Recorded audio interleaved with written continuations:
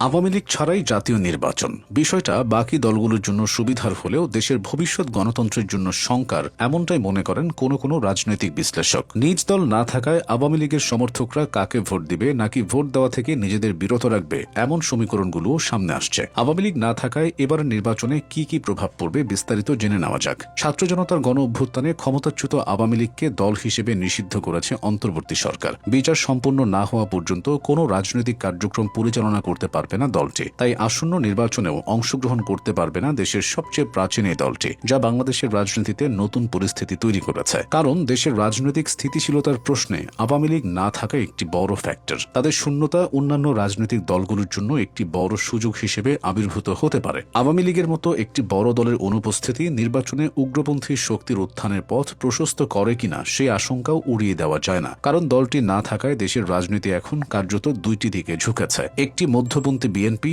অন্যটি ডানপন্থী জামায়াতে ইসলামী। তবে ইতিবাচক দিকও আছে। আওয়ামী লীগ না থাকায় নির্বাচনী ব্যবস্থার উপর জন আস্থার সংকট দূর করার এটি একটি পরীক্ষা হতে পারে। আওয়ামী লীগের অনুপস্থিতিতে নির্বাচন কমিশন ও প্রশাসনের নিরপেক্ষতা প্রমাণের এটি একটি সুবর্ণ সুযোগ, যেখানে প্রভাবমুক্ত পরিবেশে ভোট গ্রহণ সম্ভব হতে পারে। তবে রাজনৈতিক বিভাজনের শঙ্কা থাকায় ভোটের সময় সহিংসতা বাড়ার আশঙ্কাও আছে। আন্তর্জাতিক পরিমণ্ডলে এই নির্বাচনের গ্রহণযোগ্যতা নিয়ে প্রশ্ন ওঠার সম্ভাবনাও উড়িয়ে দেওয়া যায় না। বিদেশি উন্নয়ন সহযোগী এবং বন্ধুপ্রতিম রাষ্ট্রগুলো সবসময় একটি অংশগ্রহণমূলক ও প্রতিদ্বন্দ্বিতাপূর্ণ নির্বাচনের ওপর জোর দেয়। প্রধান একটি দলকে বাদ দিয়ে নির্বাচন হলে তা আন্তর্জাতিক মহলে কতটা বৈধতা পাবে এবং পরবর্তী সরকারের সাথে বহির্বিশ্বের সম্পর্ক কেমন হবে তা নিয়ে এক ধরনের অনিশ্চয়তা থেকে যায়। দেশের অর্থনৈতিক কর্মকাণ্ড এবং বিনিয়োগের ক্ষেত্রেও রাজনৈতিক অনিশ্চয়তা নেতিবাচক প্রভাব ফেলতে পারে। ব্যবসায়ীরা সাধারণত স্থিতিশীল পরিবেশ পছন্দ করেন। নির্বাচনে আওয়ামী লীগের অনুপস্থিতিতে নতুন রাজনৈতিক সমীকরণ যদি সহিংসতা বা অস্থিতিশীলতার দিকে যায়, তবে তা দেশের অর্থনীতির উন্নয়নে বাধা হয়ে দাঁড়াবে।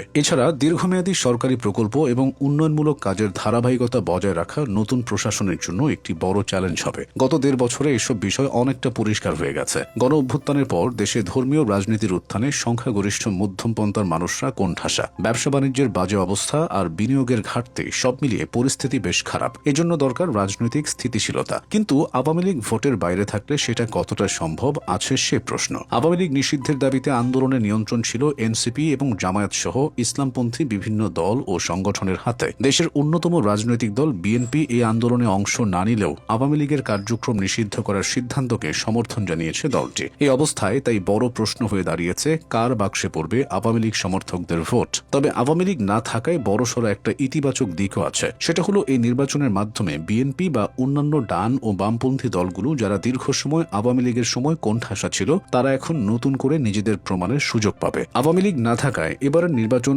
একদিকে নতুন রাজনৈতিক নেতৃত্বের পথ সুগম করতে পারে এবং জবাবদিহিতার জায়গা তৈরি করতে পারে, অন্যদিকে আবার একটি বড় অংশের প্রতিনিধিত্বহীনতা এবং রাজনৈতিক অনিশ্চয়তার ঝুঁকিও তৈরি করতে পারে। রাজনৈতিক দলগুলোর ভবিষ্যৎ কৌশল, ভোটারদের মানসিকতা এবং নির্বাচন কমিশনের নিরপেক্ষতা মিলিয়ে 2026 সালের নির্বাচন বাংলাদেশের ইতিহাসে সবচেয়ে জটিল নির্বাচনে পরিণত হতে পারে। কে কার সঙ্গে যাবে, কার বাক্সে পড়বে সেই আওয়ামী লীগ সমর্থকদের ভোট, এই হিসেব শেষ পর্যন্ত নির্ধারণ করবে নতুন নেতৃত্ব কার হাতে উঠবে আর কে হয়ে উঠবে দেশের পরবর্তী নিয়ন্ত্রক।